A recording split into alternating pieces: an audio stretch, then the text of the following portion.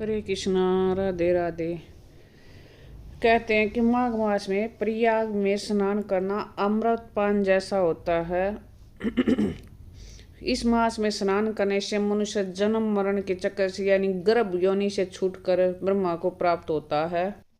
पद्म पुराण के अनुसार माघ मास में प्रयाग स्नान की अपार महिमा का वर्णन है, जहाँ सतयुग में सभी देवता स्वयं आकर स्नान करते हो और वह स्नान मनुष्य को सभी पापों से मुक्त कर ब्रह्मलोक की प्राप्ति कराता है, जो हजारों अश्वमेध घोर तपस्या से भी कठिन है। इस अध्याय में बताया गया है कि इस मास में त्रिवेणी संगम में स्नान करने से वह फल मिलता है जो 100 वर्ष के निराहार व्रत का या योग अभ्यास से भी नहीं मिलता, और यह एक अमृत तुल्य है।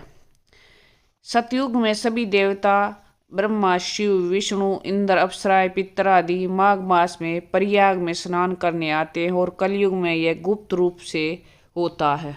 कल हमने माघ मास माध्यम अध्याय 14 में सुना था कि राजा कीर्तिवीर्य ने दत्तात्रेय जी से पूछा कि किस प्रकार वह वैश्य माघ मास के स्नान से अपने पापों का अंत करके स्वर्ग को प्राप्त हुआ। तब दत्तात्रेय जी ने बताया था कि जल यानी जल से मनुष्य अपने सभी पापों का अंत कर सकता है, क्योंकि माघ में जल अमृत के समान हो जाता है। अब आगे की कथा माघ मास माध्यम अध्याय 15 में सुनेंगे। अब श्री गणेश जी महाराज और अपने गुरुदेव को याद करते हुए माघ मास माध्यम अध्याय 15 को शुरू करते हैं। दत्तात्रेय जी कहने लगे कि हे राजन, प्रजापति ने पापों के नाश के लिए प्रयाग तीर्थ की रचना की। सफेद गंगा जी और काली यमुना जी के जल की धारा में स्नान का महात्म्य भली प्रकार सुनो। जो इस संगम में माघ मास में स्नान करता है वह गर्भ योनि में नहीं आता। भगवान विष्णु की दुर्गम माया माघ में प्रयाग तीर्थ पर सब नष्ट कर देती है। माघ मास में प्रयाग में स्नान करने से मनुष्य अच्छे भोगों को भोग कर ब्रह्मा को प्राप्त होता है।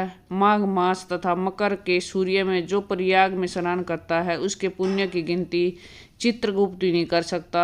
100 वर्षों तक निराहार रहकर जो पुण्य प्राप्त होता है वही फल माघ मास के में 3 दिन के प्रयाग में स्नान करने से होता है, जो फल 100 वर्षों तक योगाभ्यास करने से भी नहीं मिलता। जैसे सर्प पुरानी केचुली को छोड़कर नया रूप ग्रहण कर लेता है, वैसे ही माघ मास में स्नान करने से मनुष्य पापों को छोड़कर स्वर्ग को प्राप्त होता है। परंतु गंगा यमुना के संगम में स्नान करने से हजारों गुना फल मिलता है। हे राजन, जिसको अमृत कहते हैं वह त्रिवेणी ही है। ब्रह्मा, शिव, रुद्र, आदित्य, मरुदगण, गंधर्व, लोकपाल, यक्ष, गुहा, किन्नर आदि अणिमादि गुणों से सिद्ध तत्वज्ञानी ब्राह्मणी, पार्वती, लक्ष्मी, सची, नैना, दीति, अदिति, संपूर्ण देव पत्नियां तथा नागों की स्त्रियां, धरताची, मेनका, उर्वशी, रंभा, तिलोत्तमा, अप्सरा गण और सब पितर मनुष्य गण कलयुग में गुप्त और सतयुग में प्रत्यक्ष सब देवता के माघ मास में स्नान करने के लिए आते हैं। इन दिनों माघ मास में प्रयाग में स्नान करने से जो फल मिलता है वह ईश्वर ही कह सकता है, मनुष्य में कहने की शक्ति नहीं। हजारों अश्वमेध करने से भी यह फल प्राप्त नहीं होता। पूर्व समय में कांचन मालिनी ने इस स्नान का फल राक्षस को दिया था, इससे वह पाप से मुक्त हो गया था। माघ मास माध्यम अध्याय 15 संपूर्ण। माघ मास में भगवान विष्णु जप, तप और दान से भी उतना प्रसन्न नहीं होते जितना कि माघ मास में पवित्र नदियों पर नियम पूर्वक स्नान करने से होते हैं। माघ मास में पवित्र नदियों में स्नान करने से मनुष्य की सभी मनोकामनाएं पूर्ण होती तथा सभी पापों का अंत होता है। माघ महीने की विशेषता यह है कि आत्म शुद्धि, भक्ति और आध्यात्मिक ऊर्जा प्राप्त करने का श्रेष्ठ समय है, जिसमें पवित्र नदियों में स्नान, दान और भगवान विष्णु की पूजा से पापों का नाश होता है, आरोग्य मिलती है और मोक्ष की प्राप्ति होती है। साथ ही प्रयागराज में माघ मेले जैसे बड़े आयोजन होते हैं, जहाँ तीर्थों और संतों का समागम होता है। इस महीने में गंगा सहित सभी पवित्र नदियों का जल अमृत तुल्य हो जाता है। इनमें स्नान करने से पिछले जन्मों के पाप धुल जाते हैं। माघ स्नान, दान और जब तब से व्यक्ति पाप मुक्त होकर पुण्य कमाता है। पद्म पुराण में बताए अनुसार भगवान श्री हरि को व्रत दान और तप से भी उतना प्रसन्नता नहीं होती जितनी कि माघ मास में किए गए स्नान मात्र से होती है।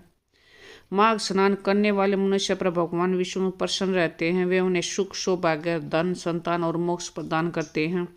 शास्त्र में कहा गया कि सकाम भाव से अर्थात सांसारिक इच्छाओं की पूर्ति करने हेतु माघ स्नान किया जाए तो उससे इच्छाओं के अनुसार फल की सिद्धि होती है, और निष्काम भाव से अर्थात केवल भगवत प्राप्ति हेतु स्नान करने वाले को मोक्षदायक होता है।